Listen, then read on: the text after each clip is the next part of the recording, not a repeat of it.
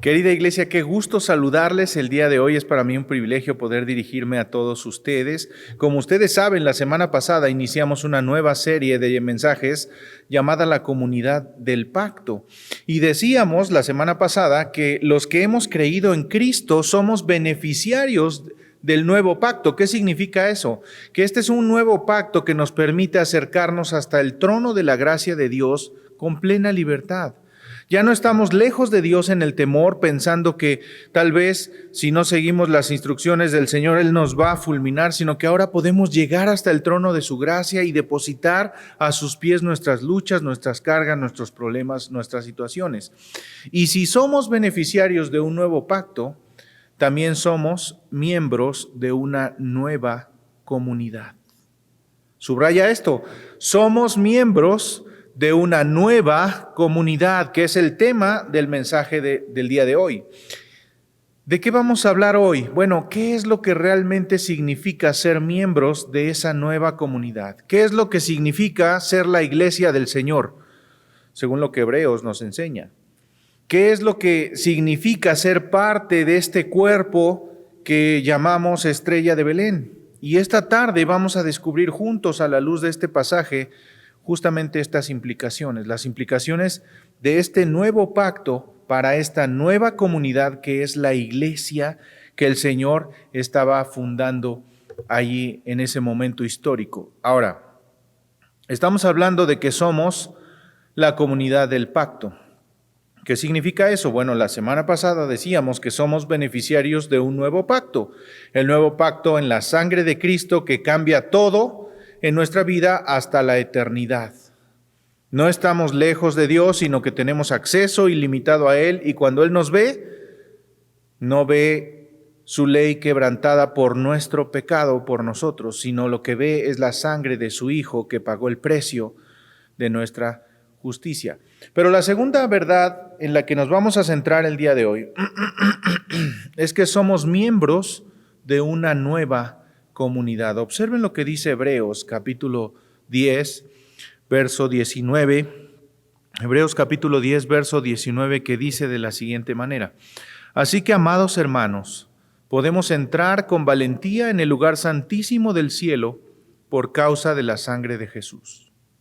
Por su muerte, Jesús abrió un nuevo camino, un camino que da vida a través de la cortina al lugar santísimo, ya que tenemos un gran sumo sacerdote que gobierna la casa de Dios. Y ojo, este es el fundamento, ya que Cristo ha hecho esto, entonces podemos ir en esta dirección. Y los siguientes versos nos dan 3 exhortaciones. Observen lo que dice a partir del verso 22. Entremos directamente a la presencia de Dios con corazón sincero y con plena confianza en Él, pues nuestra conciencia culpable ha sido rociada con la sangre de Cristo a fin de purificarnos, y nuestro cuerpo ha sido lavado con agua pura. Mantengámonos firmes sin titubear en la esperanza que afirmamos, porque se puede confiar en que Dios cumplirá su promesa. Pensemos en maneras de motivarnos unos a otros a realizar actos de amor y buenas acciones. Y no dejemos de congregarnos, como lo hacen algunos, sino animémonos unos a otros, sobre todo ahora que el día de su regreso se acerca. ¿Qué dice este pasaje, este tremendo pasaje? Que Cristo no solo ha sido crucificado para que tú y yo tengamos una relación íntima y personal con Dios, sino también lo ha hecho para que tengamos una relación significativa los unos con los otros. Y presta mucha atención a esto, porque esto es un asunto en el que creo que necesitamos como iglesia crecer muchísimo más. Es un mandato del Señor al que debemos prestar mucha atención. Cristo no solo fue sacrificado para que tú y yo tengamos una relación íntima y personal con Él, sino también lo hizo para que tengamos una relación significativa los unos con los otros. Lo que Cristo ha hecho en la cruz por nosotros debe de transformarnos radicalmente, debe transformar la relación que tenemos los unos con los otros. Es decir, como somos beneficiarios y recipientes de un nuevo pacto, somos miembros de una nueva comunidad. ¿Qué significa eso? Entonces significa que Jesús es el Rey eterno que siempre nos gobierna. Él es el Señor de todo y el Señor de todos. No solo tuyo o mío, sino de esta nueva comunidad a la que pertenecemos. Es decir, cuando tú y yo pasamos por momentos de dificultad, tal vez económica o de salud o de cualquier otro tipo, nuestra esperanza no está en los médicos o en la economía del país o en nuestros patrones para los que trabajamos, sino en Dios. La cosa aquí es, ¿tú estás dejando que Jesús sea el que gobierne tu vida? Esa es la pregunta que tienes que hacerte. Porque Jesús es el Rey eterno que siempre nos gobierna. Él es el que gobierna esta nueva comunidad a la que ahora pertenecemos por su gracia. Pero la pregunta que tienes que hacerte es, ¿tú estás dejando que Jesús sea el que gobierne tu vida? Pero además Jesús es el sumo sacerdote que siempre nos representa. ¿Recuerdas lo que hablábamos la semana pasada sobre el sacrificio? Había que sacrificar a un cordero y luego rociar su sangre sobre la tapa del arca, decíamos la semana pasada. Ahora, Jesucristo es el que nos representa delante de Dios. Él es un sacerdote que intercede por nosotros permanentemente. Entonces, pase lo que pase, hagas lo que hagas, Jesús es nuestro abogado ante Dios y lo que Dios ve es su justicia y no nuestro pecado. Por eso es que podemos acercarnos con toda confianza y rendirnos a Él. Ahora, ¿cuáles son las implicaciones de este nuevo pacto para esta nueva comunidad? Algunas cosas muy interesantes. Mira, presta mucha atención. Espero que estés llenando tu bosquejo, que te ayude a ir siguiendo lo que estamos diciendo. En primer lugar, nos acercamos juntos a Dios en fe. Lo repito, nos acercamos juntos a Dios en fe. Vea lo que dice el verso 22. Entremos directamente a la presencia de Dios con corazón sincero y con plena confianza en Él. Subraya eso. Y con plena confianza en Él. Pues nuestra conciencia culpable ha sido rociada con la sangre de Cristo a fin de purificarnos, y nuestro cuerpo ha sido lavado con agua pura. Ahora, ¿qué significa acercarnos juntos a Dios en fe? En términos prácticos, ¿qué significa? El mismo pasaje nos lo enseña. Que venimos a Él con un deseo sincero por Él. Venimos a Él con un deseo sincero por Él. El pasaje lo dice, con corazón sincero. Déjame hacerte una pregunta muy interesante. ¿Qué es lo que te ha movido hasta hoy a buscar a Dios? ¿Por qué razón has buscado a Dios cuando lo has buscado? Porque mira, la tendencia natural del pueblo de Israel en el Antiguo Testamento, lo leemos una y otra vez, era alejarse de Dios, apartarse de sus caminos, salirse de su voluntad. Pero ¿sabes qué? Es también la nuestra. Es también nuestra tendencia. Es también la tuya. Constantemente nos alejamos de Dios, nos apartamos de su camino, creyendo que nosotros solos podemos, creyendo que nosotros podemos manejar las situaciones, podemos manejar nuestra vida, hasta que un día estamos sumidos en una situación terrible y entonces nos damos cuenta que no podíamos. En el mejor de los casos nos volvemos a Él para luego volver a alejarnos de Él. Ve lo que dice Hebreos 3, del 7 al 12, porque este es un pasaje tremendo que habla al respecto de esto. Por eso el Espíritu Santo dice, cuando oigan su voz, no endurezcan el corazón. Cuando oigan su voz, no endurezcan el corazón, como lo hicieron los israelitas cuando se rebelaron aquel día que me pusieron a prueba en el desierto. ¿Cómo es tu corazón? ¿Rebelde, como el del pueblo? ¿O es un corazón dócil que se somete a Dios? Verso 9. Allí sus antepasados me tentaron y pusieron a prueba mi paciencia, dice Dios, a pesar de haber visto mis milagros durante 40 años. ¿Te imaginas 40 años en los que Dios cuidó del pueblo de Israel? Incluso la Escritura lo dice con toda claridad, sus vestidos no envejecieron, sus sandalias no se terminaron y siempre tuvieron que comer. Durante todos esos 40 años, el Señor estuvo al tanto de su pueblo y a pesar de eso, se apartaron de Él. Y dice el verso 10, Por eso me enojé con ellos y dije, su corazón siempre se aleja de mí. Rehúsan hacer lo que les digo. ¿Te suena familiar? ¿Tu corazón se aleja de Él? ¿Rehúsas hacer lo que Dios dice? Verso 11. Así que en mi enojo juré, ellos nunca entrarán en mi lugar de descanso. Por lo tanto, amados hermanos, cuidado. Asegúrense de que ninguno de ustedes tenga un corazón maligno e incrédulo que los aleje del Dios vivo. Y subraya esto porque esto es terrible. Corazón maligno e incrédulo. Eso es lo que nos aleja de Dios. Lo que está diciendo el autor de Hebreos es que no te alejes de Dios, acércate a Él, búscalo con un deseo sincero de Él. Muchas veces la sociedad nos envuelve y caemos en la tentación de alejarnos de Él deseando todo tipo de cosas, cosas que el mundo ofrece. Diversión, alegría, bienestar económico, etcétera, etcétera, etcétera, etcétera.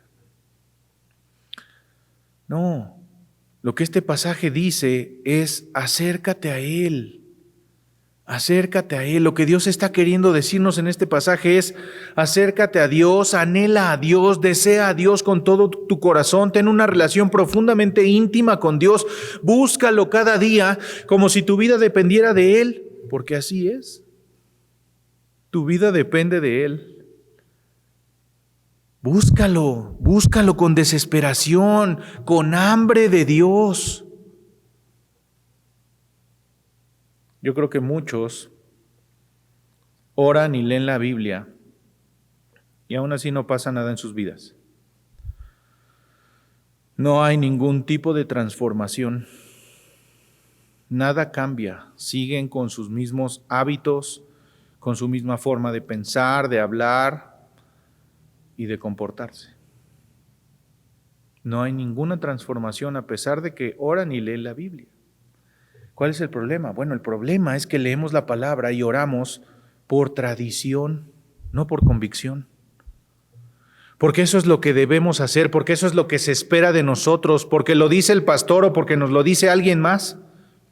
Pero no deseamos sinceramente a Dios, no lo anhelamos, no tenemos hambre y sed del Dios vivo, sino de lo que Él nos puede dar.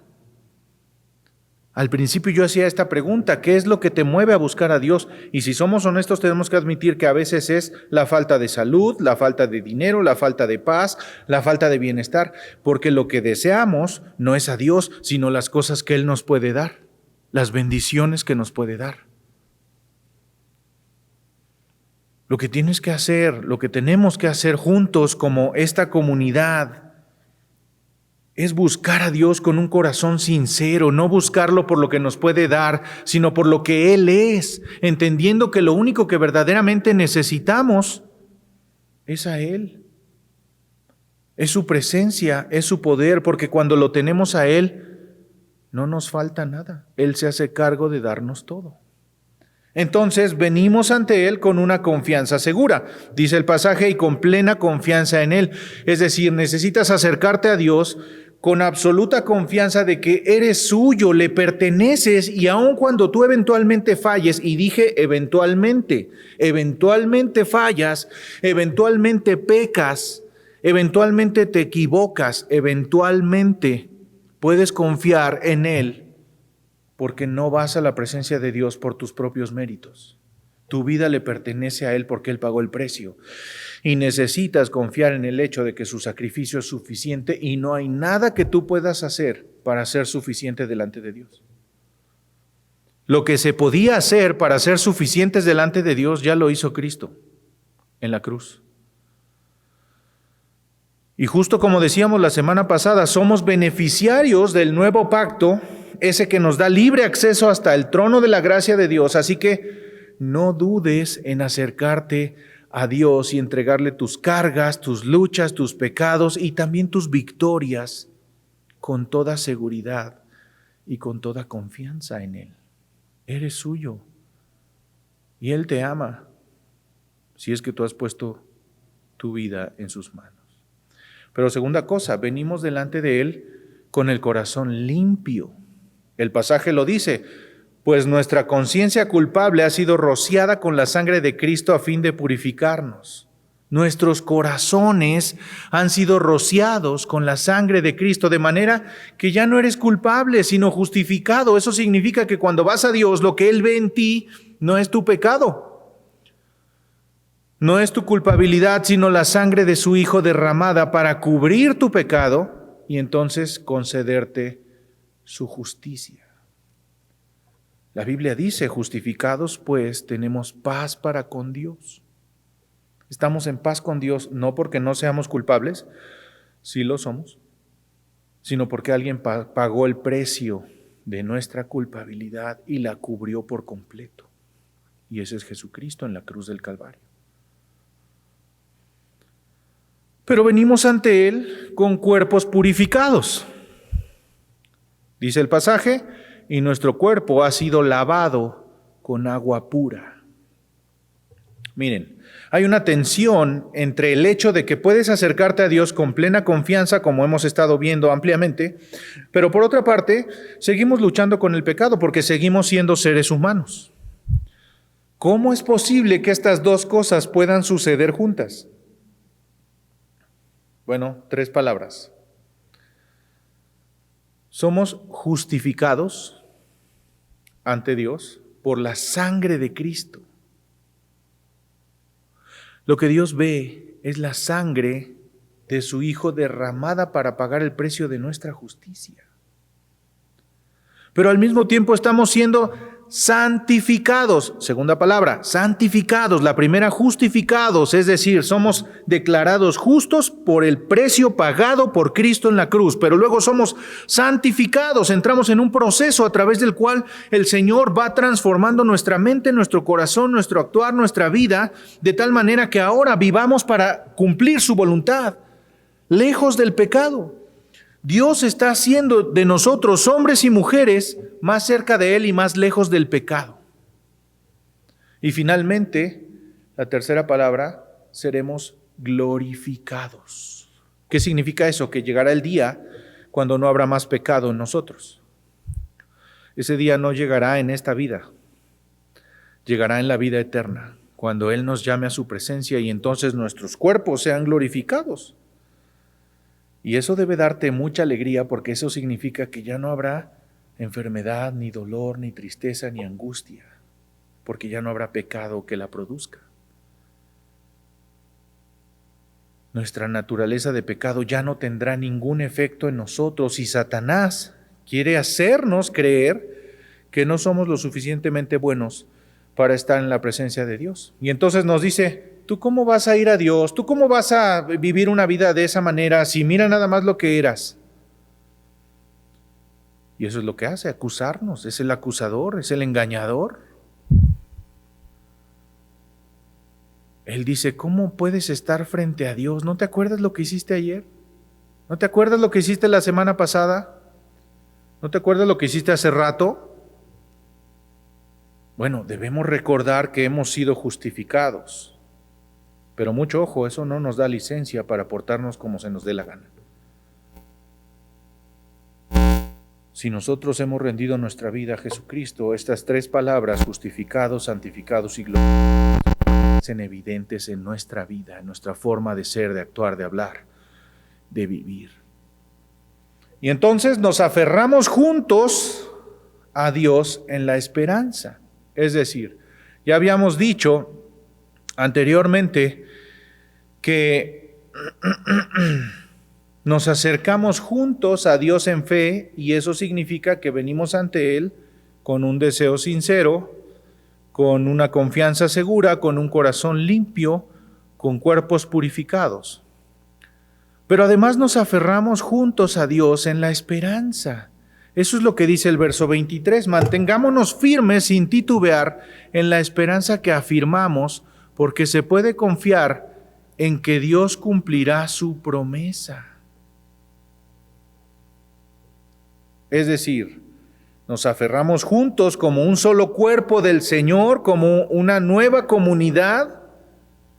Nos aferramos juntos a la esperanza. a Dios en la esperanza.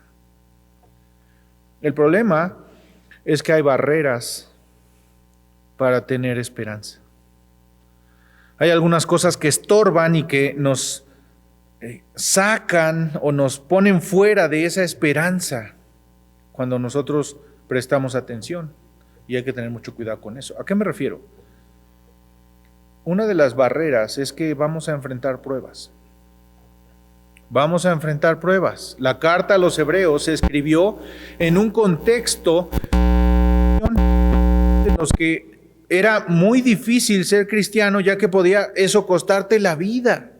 Tanto el Imperio Romano como los judíos acechaban a los creyentes en esa época. Fíjate lo que dice el verso 10, verso 32, el capítulo 10, verso 32. Acuérdense de los primeros tiempos, cuando recién aprendían acerca de Cristo. Recuerden cómo permanecieron fieles, aunque tuvieron que soportar terrible sufrimiento. Terrible sufrimiento. Algunas veces los ponían en ridículo públicamente y los golpeaban. Otras veces ustedes ayudaban a los que pasaban por lo mismo. Sufrieron junto con los que fueron metidos en la cárcel, y cuando a ustedes les quitaron todos sus bienes, lo aceptaron con alegría. Sabían que en el futuro les esperaban cosas mejores que duran para siempre. ¿Qué enfrentaron estos creyentes en ese momento? Insultos, persecución, encarcelamiento, rechazo, golpes, tortura.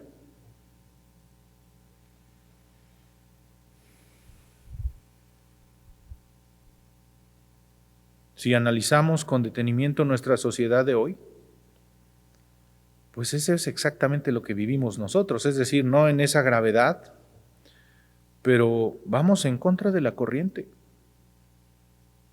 Ser cristiano en esta época de supuesta liberalidad, de supuesto avance, es estar en contra de todo el mundo. Y seguimos viviendo nosotros enfrentando toda clase de situaciones difíciles que ponen a prueba nuestra fe. Gracias a Dios, ninguno de nosotros ha sido golpeado, ninguno de nosotros ha sido torturado por su fe. Pero vamos a enfrentarnos con momentos difíciles que vienen a ser esas barreras que a veces nos alejan de mantener la esperanza. Otra de las cosas que vamos a enfrentar son tentaciones. Enfrentaremos tentaciones. Y Satanás quiere alejarnos de Dios y hará todo lo que sea posible para que así sea. Nos va a presentar toda clase de tentaciones para lograr su propósito. Piensa en esto por un momento. Ceder a las tentaciones es pensar que Dios no sabe, que Él no puede resolver esta situación. Ceder a las tentaciones es creerle a Satanás en lugar de creerle a Dios. Capítulo 3, verso 6. Pero Cristo, como Hijo, está a cargo de toda la casa de Dios, y nosotros somos la casa de Dios si nos armamos de valor, y permanecemos confiados en nuestra esperanza en Cristo. Lo que el autor está diciendo es: aférrate a la esperanza, aférrate lo más fuerte que puedas, porque hay muchas cosas en tu contra, porque el enemigo va a atacar con todo su poder. No te sueltes de Dios por nada del mundo. Y ante esta realidad, por supuesto que la pregunta es: ¿y por qué haría yo eso? ¿Qué bases tenemos para sujetarnos firmemente a Dios y no ceder a las tentaciones de este mundo? Porque pareciera que el que hace lo malo es el que avanza, es el que mejora, es el que le va bien en la vida. Bueno, la base de nuestra esperanza es justamente lo que dice el pasaje. Se puede confiar en que Dios cumplirá su promesa. Es decir, la base de nuestra esperanza es la fidelidad de Dios a sus promesas. Dios siempre cumple lo que promete. Y presta mucha atención a esto, porque Él cumple lo que promete para bien y para mal. Porque ese es su carácter. Su carácter es fiel, Él no falla. Él no queda mal. Y la razón por la que podemos confiar en que Dios cumplirá su promesa es porque si Dios no lo hace, entonces estaría contradiciéndose a sí mismo. Y entonces no sería Dios.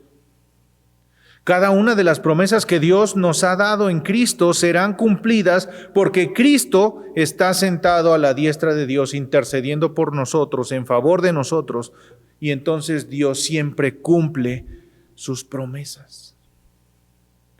No hay absolutamente nada que Él haya prometido que no vaya a cumplir. No ha fallado hasta hoy y no creo que vaya a hacerlo ahora. Números 23, 19 dice: Dios no es un hombre, por lo tanto no miente. Él no es humano, por lo tanto no cambia de parecer.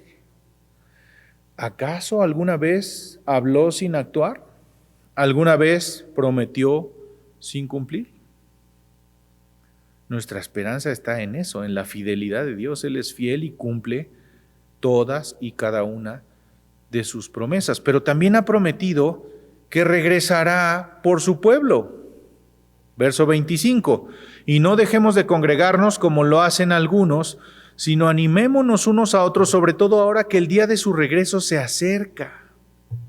Los eruditos tienen un debate. Algunos piensan que este pasaje se está refiriendo a la reconstrucción del templo de Jerusalén y otros piensan que más bien se refiere al día del juicio. Sin embargo, a mí me parece que más bien apunta a la segunda venida de Cristo. Vean lo que dice el capítulo 9, verso 27. Y así como cada persona está destinada a morir y después vendrá el juicio, así Cristo murió en sacrificio una sola vez y para siempre, a fin de quitar los pecados de muchas. Volverá otra vez, no para ocuparse de nuestros pecados, sino para traer salvación a todos los que esperan.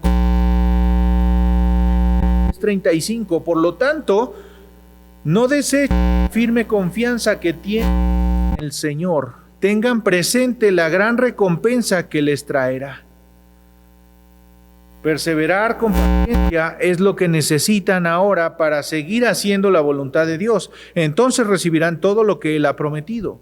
Pues dentro de muy poco tiempo, aquel que viene vendrá sin demorarse. Mis justos vivirán por la fe, pero no me agrada aquel que se aparte de mí. Pero nosotros no somos de los que se apartan de Dios hacia su propia destrucción, somos los fieles y nuestras almas serán salvadas. ¿Qué tal este último pasaje? Verso 38. Pero nosotros, está hablando de ti y de mí, está hablando de los que formamos esta nueva comunidad. Nosotros no somos de los que se apartan de Dios, sino de los que perseveran y son fieles y siguen adelante y hallan la salvación de Cristo. Lo que la Biblia está enseñando es que llegará el día en el que Jesucristo volverá por su pueblo, por su iglesia, por esa nueva comunidad que Él mismo fundó. Entonces podemos enfrentar las pruebas y las tentaciones de cada día aferrándonos a esa esperanza de que un día esas tentaciones se van a acabar, esas pruebas y esas luchas se van a acabar y entonces Él volverá y nos llevará con Él y todo el sufrimiento y las pruebas y las tentaciones se habrán terminado. Déjame decírtelo de este modo para ver si esto te anima. ¿Ya los bancos no te llamarán? Ya no tendrás deudas, ya no tendrás problemas, ya no tendrás enfermedades. Ahora disfrutarás de la bendición de estar con el Señor por siempre y siempre. ¡Wow! Tremendo, ¿no? Entonces, ¿qué hacemos? Pues nos motivamos juntos al amor, los unos a los otros, los unos por los otros. Nos motivamos juntos al amor. Cuando llegamos a este punto, podemos caer en la tentación de pensar que los dos puntos anteriores los podemos hacer solos. Yo puedo acercarme a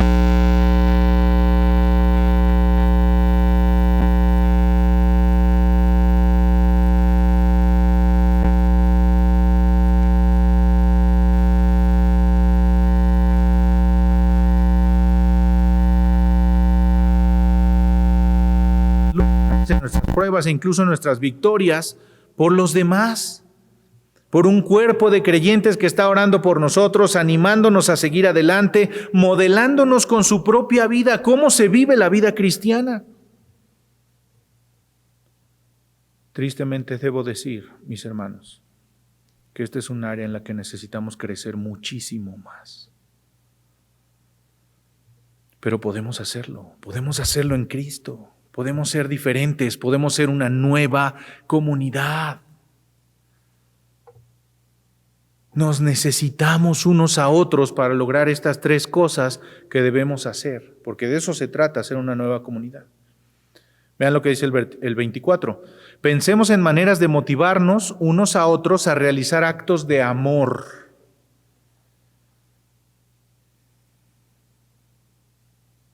Pensemos en maneras de motivarnos. O sea, ¿cómo le hago yo para que estos mis hermanos que son parte de esta misma comunidad en la que yo estoy, al verme a mí, ellos se sientan animados y movidos a actuar por amor? ¿Cómo le hago? Y dice además, y buenas acciones. Y luego dice el 25, y no dejemos de congregarnos como lo hacen algunos. La versión nueva de esta pandemia tendría que decir, y no dejamos de conectarnos como lo hacen algunos, sino animémonos unos a otros, sobre todo ahora que el día de su regreso se acerca. Lo que este pasaje, el verso 24 en especial, está diciendo es, enfócate en los demás. Enfócate en ayudar a los demás, en modelar a los demás cómo se vive la vida cristiana. Fíjense los unos en los otros, no para juzgarse, sino para motivarse a actuar por amor. Fíjate en los demás porque no estás solo en esta vida, nos tenemos los unos a los otros. Para mí es increíble que de pronto yo escucho personas que dicen, pero por favor no digan esto que estoy viviendo. Yo hablo con personas por teléfono, ¿cómo están mis hermanos? ¿Cómo les va? Y entonces me cuentan un problema o una situación difícil y cuando yo les digo, ¿podemos publicar esto en el grupo para que la gente esté orando? No, que nadie sepa. ¿Cómo? ¿Te das cuenta que con esas actitudes estás yendo en contra del diseño de Dios para esta comunidad? Hay gente que te quiere ayudar, que te quiere animar, que te quiere bendecir. Y tú no lo permites.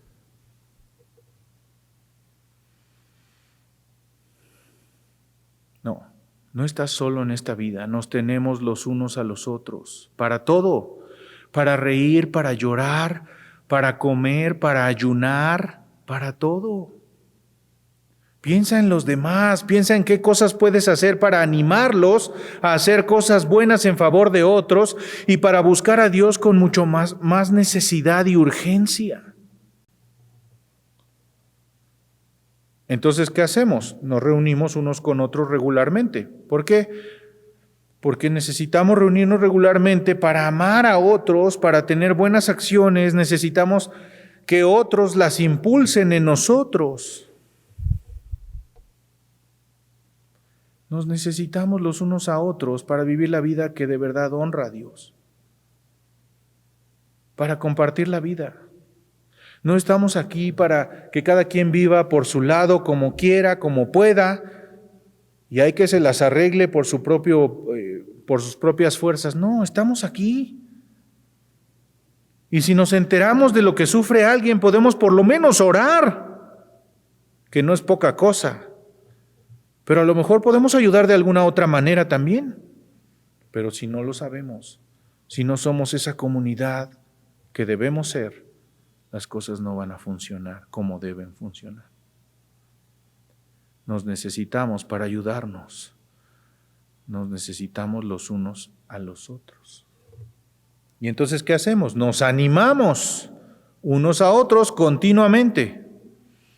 ¿Por qué? Porque cuando sabemos que otros están orando por nosotros, cuando vemos a otros haciéndose cargo de nuestras necesidades, eso nos anima. Nos anima a seguir adelante, nos anima a hacerlo con alguien más. Nos animamos unos a otros cuando vemos a otros superar sus pruebas y nos anima a saber que hay quienes luchan como nosotros, pero no solos, sino junto con nosotros.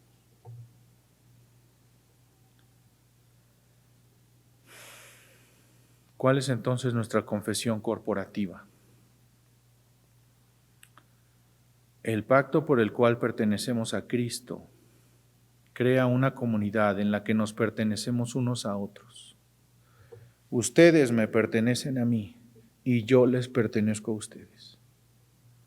Somos parte del mismo cuerpo, tenemos la misma cabeza y no se puede ser beneficiario del nuevo pacto sin ser parte de esta nueva comunidad. Déjame preguntarte algo para terminar. ¿Quieres ser parte de esta nueva comunidad? Porque no estoy hablando de un asunto de membresía. No estoy hablando de si estás en la lista de miembros activos de esta iglesia. Estoy hablando de si tú estás dispuesto a pagar el precio de ser miembro, de ser parte de esta nueva comunidad, de amar a otros como necesitan ser amados, de perdonar a otros como necesitan ser perdonados, de convertirnos juntos en un refugio para que todos los que sufren hallen consuelo, de dejar de ver la paja en el ojo ajeno sin antes haber visto la viga en el propio. Esa es la pregunta. ¿Estás dispuesto a ser parte de esta nueva comunidad en los términos de lo que Hebreos dice, de lo que la palabra enseña? Porque si tu respuesta a esa pregunta es sí, bienvenido, este es el lugar para ti. Pero si tu respuesta es no, perdóname que te lo diga de esta manera, pero esta es una nueva comunidad. Una comunidad que va a buscar honrar a Dios por sobre todas las cosas, someterse a Él, a su señorío por sobre todas las cosas, para dejarlo a Él guiarnos por sobre todas las cosas. Y si tú estás dispuesto a eso, eres bienvenido. Así que decídete hoy. Toma la decisión de ser parte de esta nueva comunidad en los términos que la Biblia enseña. Vamos ahora. Padre, gracias por darnos la bendición de recordar que somos una nueva comunidad que surge de ese nuevo pacto que pudimos hacer contigo en tu sangre. Una nueva comunidad que busca amar, que busca cuidar, que busca animar a los demás. Una comunidad en donde estemos juntos para sufrir y para gozar, para llorar y para reír, para ayudarnos los unos a otros a ser los discípulos que tú nos llamaste a ser y honrarte de esta manera, viviendo como miembros de una nueva comunidad. Ayúdanos a que eso sea una realidad en esta iglesia. Ayúdanos, Señor, a vivir de esta manera. A cada uno en lo particular, haciéndonos reflexionar en las cosas que necesitamos dejarte a ti transformar en nosotros y ocupándonos de ayudar de todas las maneras que podamos a todos los que podamos siempre. Gracias, Dios, por tu amor, porque sin duda alguna, esta es una nueva oportunidad que tú nos das, Señor, de alinearnos a lo que tu palabra dice. Ayúdanos porque te necesitamos. En el nombre poderoso de Jesucristo. Amén y amén. Que Dios les bendiga.